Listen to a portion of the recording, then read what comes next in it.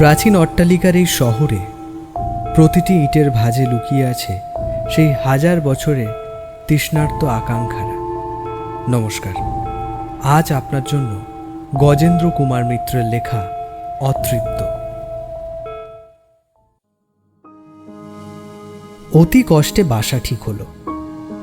এই বাজার, যেখানে রাশি রাশি অ্যাডভান্স এবং সেলামি দিয়েও লোকে বাড়ি পায় না, সেখানে যে এত সহজে ঠিক হবে তা অনিলা ভাবেননি, বিশেষত মফস্বল থেকে চিঠি দিয়ে। তা সুরেশ খুব কাজের ছেলে, এটা মানতেই হবে।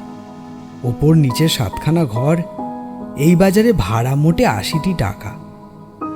অবশ্য এত ঘরের প্রয়োজন নেই অনিলার, এত ভাড়া দেওয়ার খুব কষ্টকর। কিন্তু সুরেশ তাঁকে চিঠিতেই বুঝিয়ে দিলে যে এখন বিয়ের সময় এত বড় বাড়িই ওদের দরকার, নইলে আবার কোথায় স্কুল বাড়ি, কোথায় কি এইসব করতে ছুটতে হতো। তাও এখন গরমের ছুটির সময় নয়, 2-3 দিন ছুটি দেখে তার মধ্যে বিয়ের দিন ফেলা ভীষণ অসুবিধা। তার চেয়ে বিয়ে চুকে গেলে তিনি যদি নিচের তলাটা ভাড়া দিতে চান তো ভাড়াটের অভাব হবে না। চাই কি ভাড়ার, তারও অনেকখানি লাঘব হবে। চাই কি, তেমন তদবির করলে বিনা ভাড়াতেই থাকতে পারবেন তিনি। যুক্তিটা মনে লাগলো অনিলা। তাছাড়া এত বাঁচতে গেলে এখন আর চলবে না, সামনে মেয়ের বিয়ে। পাকিস্তান থেকে এসে তিনি ভাগলপুরে ভগ্নিপতির যে বাসায় উঠেছেন তা তাদের পক্ষেই পর্যাপ্ত নয়। অনিলা ও তার 3 মেয়ে এসে ভীষণ কষ্ট পাচ্ছে। মুখে অবশ্য দিদি কিছুই বলেননি, কিন্তু কষ্ট তো অনিলা নিজের চোখেই দেখতে পাচ্ছে। তাছাড়া এখান থেকে বিয়ে দেওয়া একেবারে অসম্ভব। পাত্রপক্ষও সে কথা বলে দিয়েছে। তারা বলেছে এখানে আসতে গেলে 25টি লোকের আসা যাওয়ার গাড়ি ভাড়া দিতে হবে 2nd ক্লাসের। আর সেই যখন আসতেই হবে কলকাতায়। অবশ্য পাড়াটা ভালো নয় নাকি। জামাইবাবু বললেন, বাবা সুরেশ, আর বাড়ি পেলে না, একেবারে সোনাগাছির ধারে। পরে আবার উনিই বললেন, অবশ্য করবেই বা কি, কলকাতায় বাড়ি পাওয়া আজকাল যে হাঙ্গামা। আর শুনেছি আজকাল ওপাড়া থেকে সব উঠিয়ে দিয়েছে, এখন বহু ভদ্রলোকই ওখানে বাস করে। তবে বাড়ি খুব পুরনো হবে তা বলে রাখছি। এই হলো খাস বনেদি কলকাতা, আদিম কলকাতাও বলতে পারো। 100 বছরের কম বোধহয় কোনো বাড়ি নেই। যাক, দুর্গা বলেই শুভ কাজটা তো সারো, তারপর দেখা যাবে। আর একটা বাড়ি দেখে শুনে নিলেই হবে। অনিলা বিদেশে মানুষ, বিহারে ওর জন্ম, বিয়ে হয়েছিল বর্মায়। সেখান থেকে ওর স্বামী কুষ্টিয়ার কাছে, ওইখানেই ওদের পৈতৃক বাড়ি ছিল, জমি জমা কিনে বিরাট বাড়ি তৈরি করেন। ইচ্ছা ছিল রিটায়ার করে দেশে এসে বাস করবেন। তাঁর সে স্বাদ মিটল না বটে, কারণ তার আগেই তিনি মারা গেলেন। কিন্তু তার ইচ্ছেটা অনিলা ভোলেননি। বর্মার বাড়িঘর বেচে কিনে একাই দেশে এসে উঠেছিলেন। অবশ্য ঠিক সময়ে উঠেছিলেন, আর কিছু দেরি হলে নিরাপদে আসতে পারতেন না। যুদ্ধ বেঁধে গিয়েছিল প্রায় সঙ্গে সঙ্গেই। দেশ থেকেই তিনি তার সপত্নী কন্যার বিয়ে দেন সুরেশের সঙ্গে। সুরেশ আলিপুরের উকিল, বাগবাজার অঞ্চলে বাড়ি। বস্তুত এখন অভিভাবক বলতে সুরেশই ওর ভরসা। ওর নিজেরও 3টি মেয়েই বড়, সর্বশেষ সন্তান ছেলে, সেটি এই সবে বছর 10-এর। দুর্ভাগ্যের সঙ্গে যুঝে যুঝে অনিলা অনেক শক্ত হয়েছিল বইকি। 4টি ছেলে মেয়ে নিয়ে দেশে উঠে অনেক বিপদেই তো পড়েছিলেন। শক্ত না হলে কাটিয়ে উঠতে পারতেন না। বিধবার হাতে কিছু টাকা বা সম্পত্তি আছে জানলে সবাই তা ফাঁকি দিয়ে নেবার জন্য ব্যস্ত হয়ে ওঠে। আত্মীয়রাই তো তার মধ্যে প্রধান। যত নিকট আত্মীয় তত বেশি শত্রু হয় তখন। অনিলাকে একা সেই সব প্রতিকূলতার সঙ্গে যুঝতে হয়েছিল। কিন্তু এমনই ভাগ্য, সমস্ত বিরুদ্ধতাকে জয় করে যখন সবে একটু নিশ্চিন্ত হয়েছেন, পাকিস্তান হয়ে গেল ওর দেশ। উনি ব্যাপারটা কি হবে অনুমান করে কতক কতক বিক্রি করতে শুরু করেছিলেন, কিন্তু সব হস্তান্তর করা হয়নি। কোনো মতে গহনাপত্র টাকা কড়ি নিয়ে যে পালিয়ে আসতে পেরেছেন এই ঢের। জমিজমা বাড়িমায় আসবাবপত্র সব ফেলে রেখে আসতে হয়েছে। সুতরাং যা বলেছিলুম, কলকাতা সম্বন্ধে কোনো ধারণাই নেই অনিলার। এই প্রথম তিনি এলেন। তবু যে অবস্থায় এসে দেখেছেন বাড়ির ঠিক এমনটা তিনি আশঙ্কা করেননি। জামাইবাবুর মুখে পাড়ার প্রাচীনত্ব সম্বন্ধে সতর্কবাণী শোনা সত্ত্বেও না।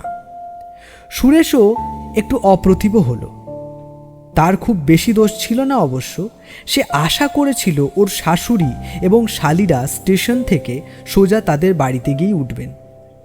তারপর স্নানাহার সুস্থ হয়ে বিকেলের দিকে ওদের নতুন বাসার দিকে যাবেন।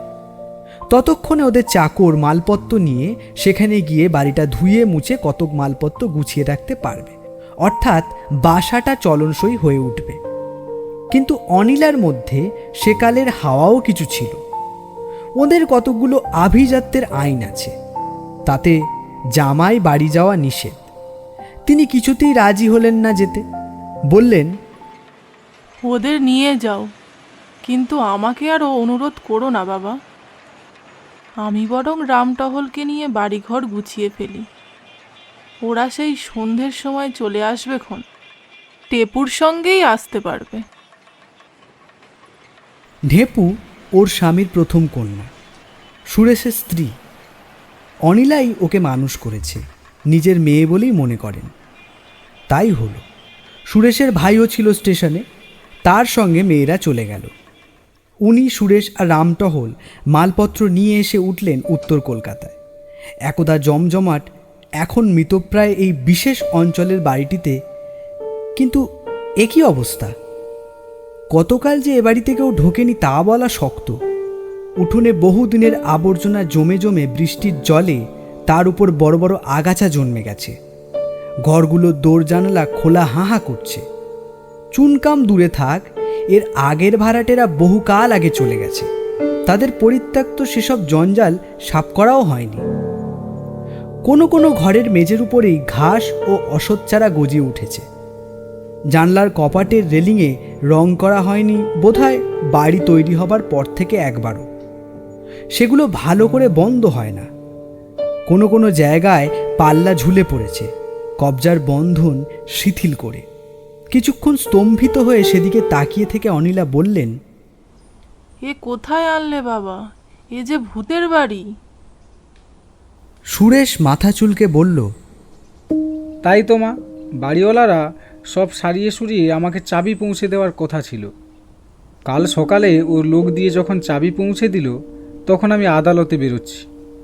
তারপর আর সময়ও হয়নি। তাছাড়া আমি একবারও ভাবিনি যে এমন করে ঠকাবে আমাকে। লোকটা মাতাল বটে, তবু এগুলো তো বাড়ি ভাড়া দেওয়ার সাধারণ নিয়ম। তা বটে বাবা, তোমার দোষ কি? কিন্তু এই বাজারে এতকাল এ বাড়ি খালি বা আছে কেন? একে তো এসব পুরনো পাড়ায় কেউ আসতে চায় না, তাই বাড়ির এই দশা। সেই জন্যই বোধহয় ভাড়াটে জুটেনি। বাড়িওয়ালাও তো দেখছেন কেমন মদ খেয়ে পড়ে থাকে। বাড়িঘর সারালে তো লোকজন পছন্দ করবে। তা বটে। অনিলা একটা দীর্ঘ নিঃশ্বাস ফেলে কাজে লেগে গেলেন। রামটহল দেহাত থেকে আমদানি করা বিহারি চাকর, খাটতে পারে, এখনও ফাঁকি দেবার কৌশলটা শেখেনি। কিছুক্ষণের মধ্যেই চলনসই হয়ে উঠল বাড়িঘর। যদিও রামটহল দুটো বিছে এবং একটা সাপ মারল আবর্জনা স্তূপের মধ্যে থেকে। সেজন্য আতঙ্ক একটা থেকেই গেল সুরেশের। সে লজ্জিতভাবে বারবার অনিলাকে প্রতিশ্রুতি দিল যে কালই অন্তত চুনকাম করার ব্যবস্থা সে নিজেই করে দেবে। আর বাড়িওয়ালাকে দেখে নেবে সে একবার। পাজি নচ্ছার বদমাইশ। বিয়েটা পর্যন্ত নির্বিঘ্নে চুকে গেল। তাড়াহুড়োর মধ্যে কোনো মতে ওপরের ঘরগুলো চুন ফিরিয়ে চলনসই করে দেওয়া হয়েছিল। নিচেটা করবার সময় হয়নি। সুরেশ বলেছিল বিয়েটা চুকে যাক, একটা ভাড়াটে ঠিক করি, তখন করিয়ে নিলেই হবে। কিন্তু এখানে যে ভাড়াটে হঠাৎ ঠিক হওয়া শক্ত, তা এই কদিন কলকাতায় এসেই অনিলা বুঝেছেন। সরু গলি, দিনের আলো গলিতে পাওয়া যায় সারাদিনে 4-5 ঘন্টা। পাড়ার বাড়িগুলো কোনোটাই 100 বছরের কম নয়। জামাইবাবু যা বলেছেন, এ বাড়িও সেই দলে। মোটা মোটা দেওয়াল ভিজে স্যাঁতস্যাঁত করছে, কেমন একটা চাপা ভাবসা গন্ধ। নিচের ঘরগুলোর আলো বাতাসও বিরল। এতে কে আসবে মোটা টাকা ভাড়া দিয়ে? অনিলা বললেন, ও বন্ধই থাক, আমার এতগুলো ঘরে দরকার কি? ওর পেছনে আর খরচা করতে চাই না। সুরেশ কেবল তাকে আশ্বাস দেয়। আপনি বোঝেন না মা, লোকে মাথা গুঁজে দাঁড়াবার মতো স্থান পাচ্ছে না। এখন কি অত বাদ বিচার করবার সময়? তা হোক বাবা, আমার আর লাভ করার দরকার নেই। তুমি বরং তাড়াতাড়ি একটা অন্য বাড়ি দেখো। দুখানা ঘর হলেই আমার বেশ চলে যাবে। বিরস মুখে সুরেশ বলে, ভালো বাড়ি পাওয়া কি এত সোজা মা? দেখি। কিন্তু তাড়াহুড়ো কোনো পক্ষেই খুব বেশি দেখা যায় না।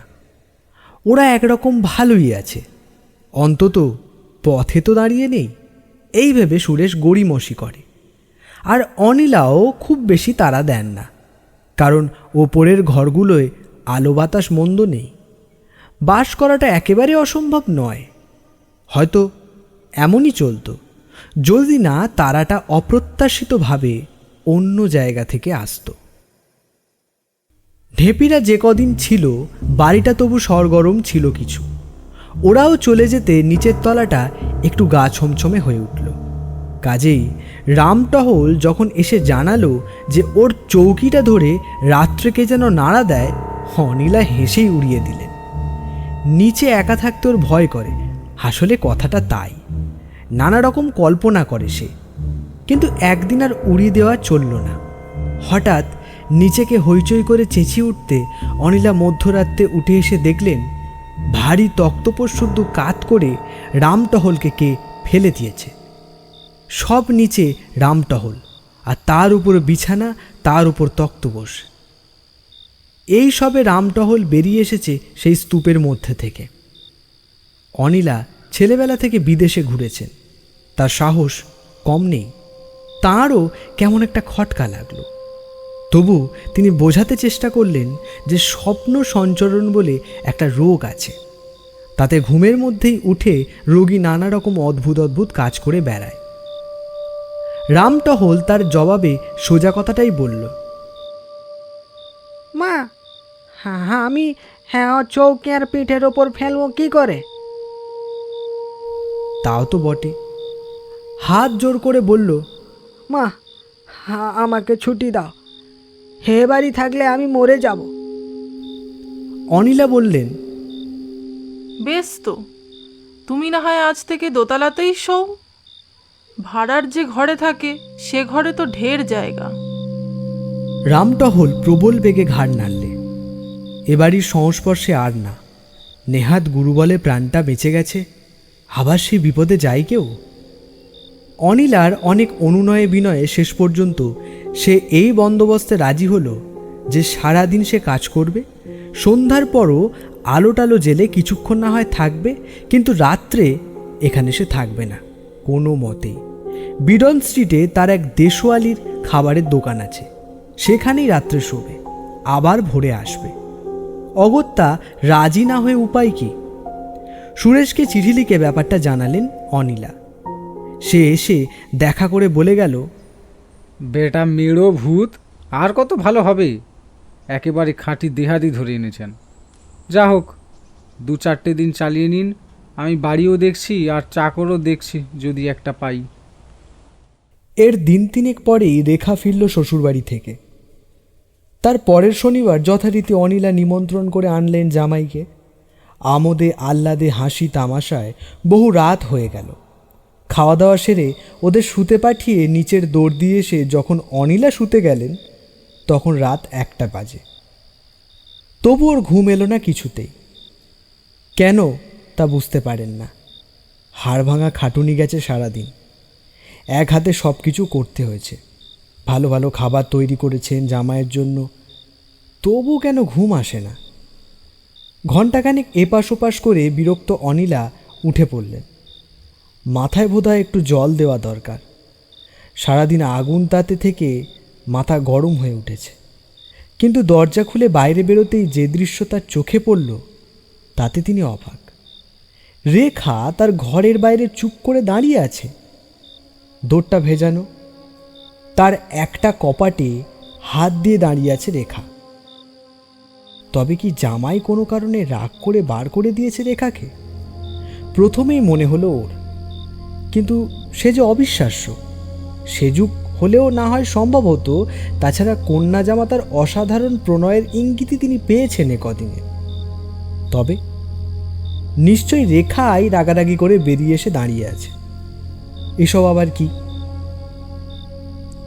মেয়ের উপর রাগ হলো অনিলা। তিনি চাপা গলায় ডাকলেন, এই শোন এদিকে।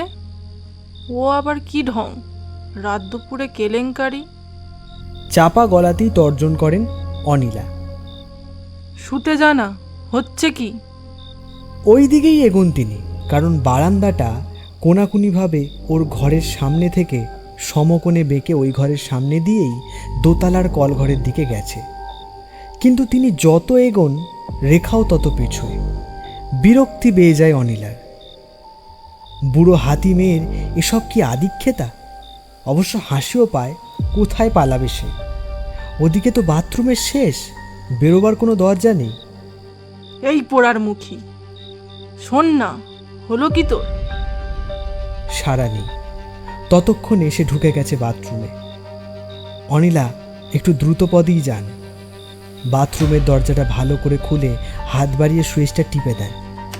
কিন্তু কোথায় কে? বাথরুম একেবারে শূন্য। ছোট্ট বাথরুম, কোনো দিকে আর কোনো পথ নেই নির্গমনের। বারান্দাও এত সংকীর্ণ, গেলে ওকে ধাক্কা মেরেই যেতে হবে। মেয়েটা গেল কোথায়?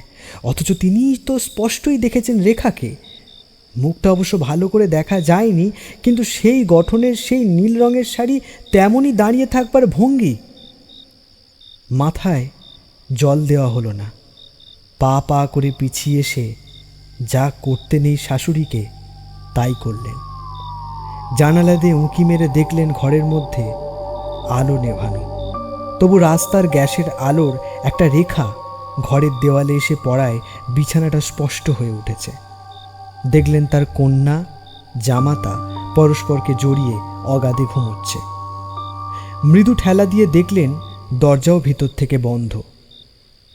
তবে কি রামটহলের অনুমানই?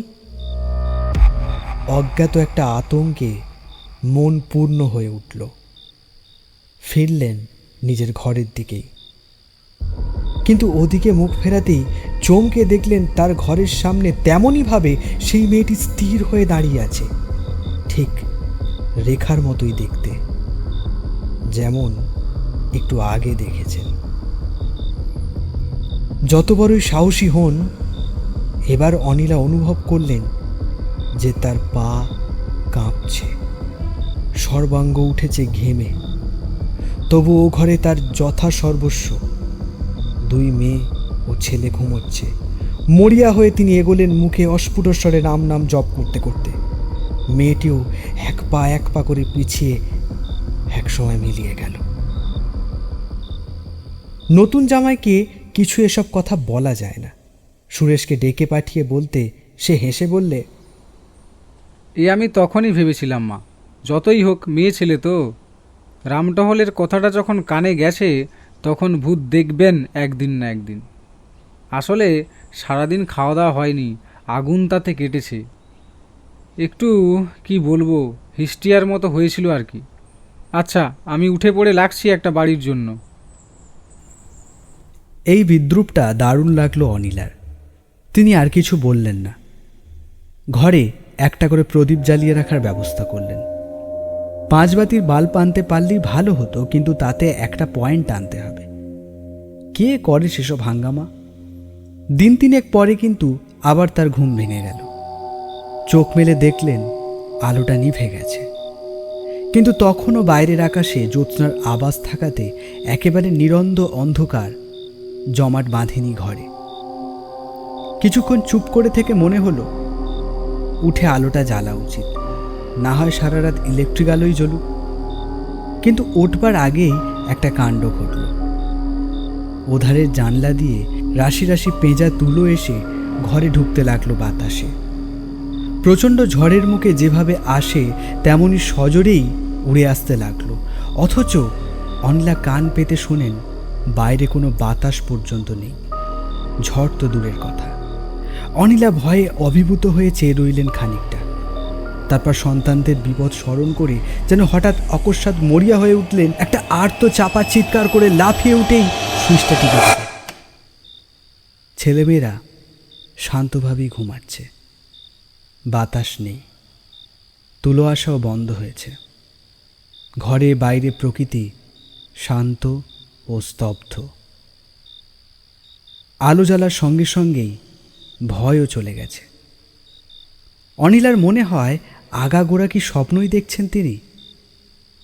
একটু হাসেনও বোধ হয় অপ্রতিভভাবেই আপন মনে, কিন্তু তারপরেই কাঠ হয়ে দাঁড়িয়ে থাকেন।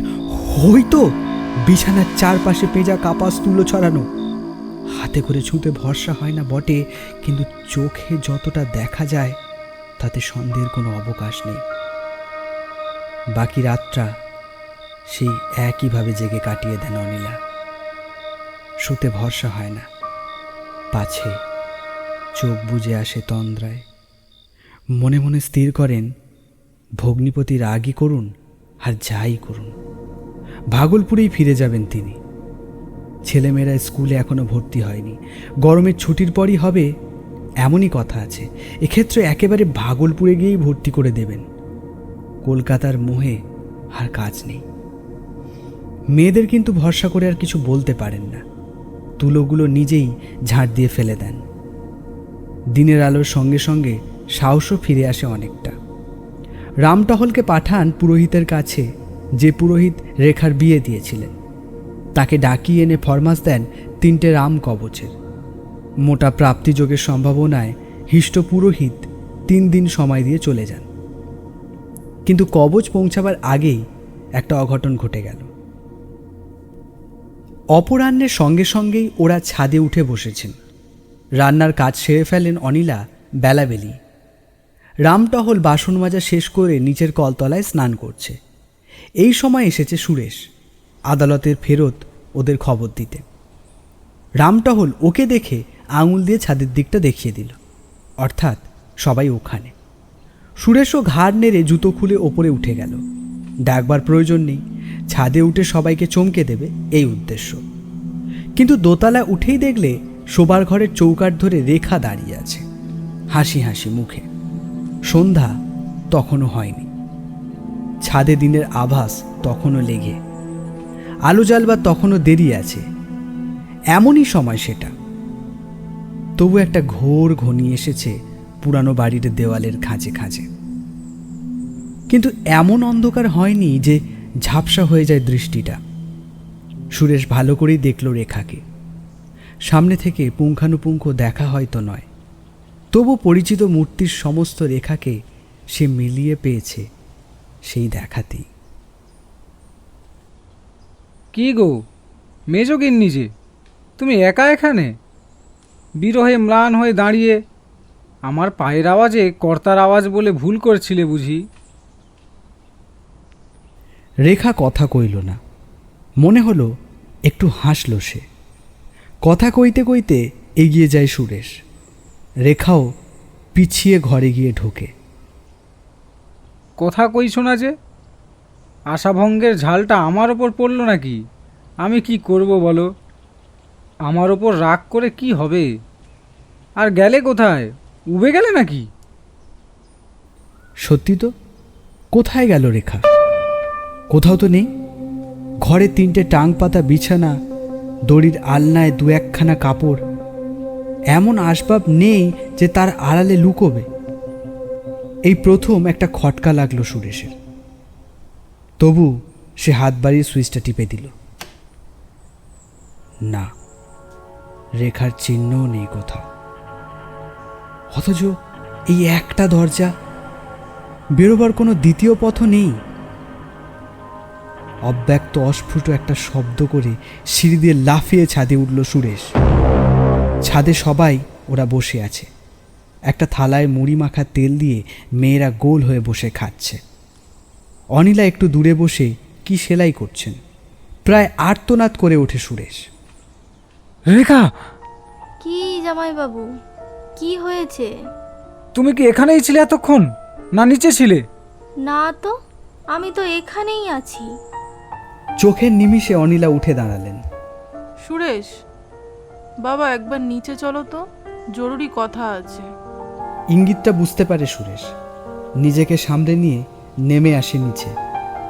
অনিলা হেসে প্রশ্ন করেন, আজ তাহলে নিজে চোখেই দেখলে বাবা?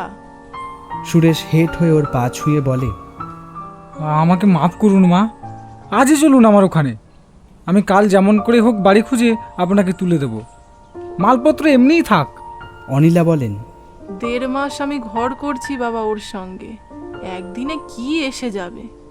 তুমি কালই ব্যবস্থা করো, তাহলেই আমি নিশ্চিন্ত হই। ছি ছি, কি অপরাধ করেছি মা, যদি বিপদ আপদ হতো কিছু। ইস, অনুতাপের শেষ থাকে না সুরেশের। সুরেশ আবার অসাধ্য সাধন করল। ঢাকুরিয়া অঞ্চলে একটা 2 কামরা বাড়ি খুঁজে বার করলে সে রাতারাতি। পরের দিন লরি ডেকে যখন মালপত্র তোলা হচ্ছে, সামনের বৃদ্ধ খাবারওয়ালা এক পা করে এগিয়ে এলো সদরের মধ্যে। অনিলা দাঁড়িয়ে মালের তদারক করছিলেন। খাবারওয়ালা জোড়হাতে তাকে নমস্কার করে বললেন, চললেন মা, আবার কিছু কালের জন্য নিশ্চিন্তি। যা হোক, আপনার বুকের পাটা মা, এই বাড়িতে তবু 1.5 মাস কাটালেন তো, আর কেউ পারেনি। অনিলা যেন আঁধারে কুল দেখতে পান। তুমি জানতে বাবা? জানতুম বই কি মা, আমি কি আজকের লোক? 40 বছরের দোকান আমার, আমি তো ঠাকুরুনটিকে জ্যান্ত দেখেছি যে। সুরেশ রুষ্ট কণ্ঠে বললে, তুমি জানতে তবু বলনি আমাদের? আপনারা যে জানতেন না, তাই বা কেমন করে জানবো বাবু? এই পাড়ায় তো সবাই জানে। আমি ভাবলুম যে জেনে শুনেই নিয়েছেন সাহস করে। আপনারা এগেলে লেখাপড়া জানা লোক, আপনাদের বোধহয় পেদনিও ভয় করে। ওষ্ঠে চাপা বিদ্রুপের হাসি বুড়োর। অনিলা ইঙ্গিতে ওকে একপাশে ডেকে আনেন। ব্যাপারটা কি বাবা, বলো তো? ব্যাপার কি জানেন মা? দত্তবসাই, মানে এখন যিনি মালিক, ওনার দাদার ভাগে ছিল এ বাড়ি। তিনিই থাকতেন এখানে, পুলিশের কাজ করতেন। মদ আর মেয়ে মানুষ করে করে সে চাকরি যায়, তবু অভ্যেস ছাড়তে পারেননি। টাকার লোভে ওই ভালো মানুষের মেয়েটাকে বিয়ে করেন, কিন্তু ফিরে তাকাননি কোনোদিন ওর দিকে। বেচারা একা থাকতো, আগে এক ঠিকেজি কাজ করে দিয়ে যেত। 3 মাসের মাইনে বাকি পড়ায় সেও ছেড়ে দিল। ভাড়াটে টিকতো না, এমনই সুনাম ছিল কর্তার।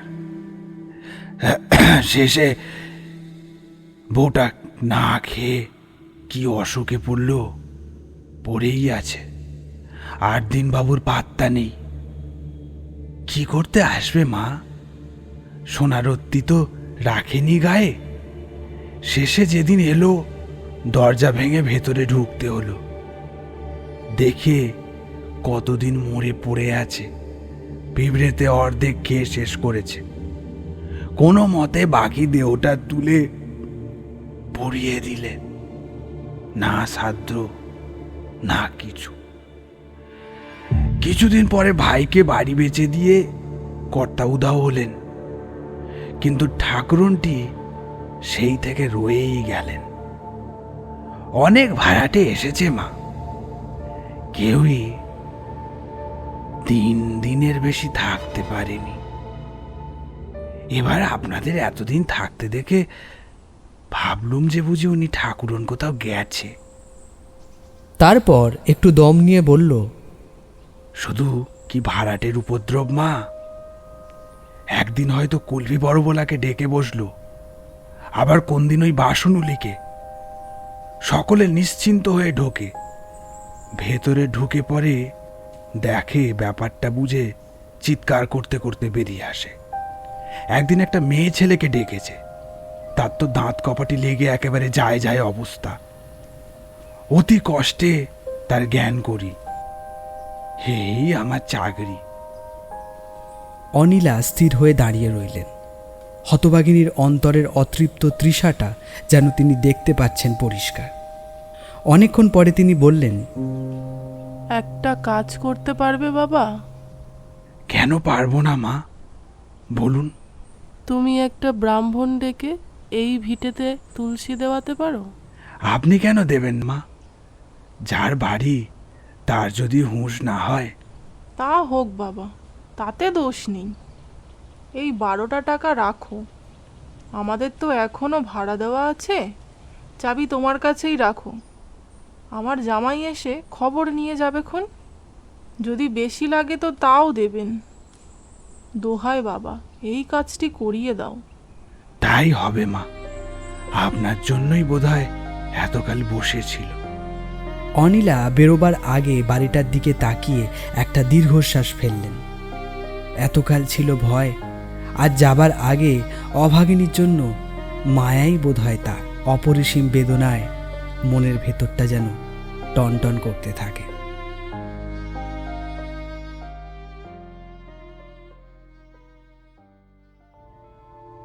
শেষ হলো আজকের গল্প গজেন্দ্র কুমার মিত্রের লেখা অতৃপ্ত। গল্পের কথক দেবাশিস, অন্যান্য চরিত্রে ক্ষিতীশ ও রিয়া। গল্পের পোস্টার ও সাউন্ড ডিজাইনে রাহুল। আমাদের গল্প পাঠ পছন্দ হলে লাইক এবং কমেন্ট করতে ভুলবেন না। পাশাপাশি গল্পের চ্যানেলটিকে আপনার ভালো লেগে থাকলে অবশ্যই সাবস্ক্রাইব করবেন। ধন্যবাদ।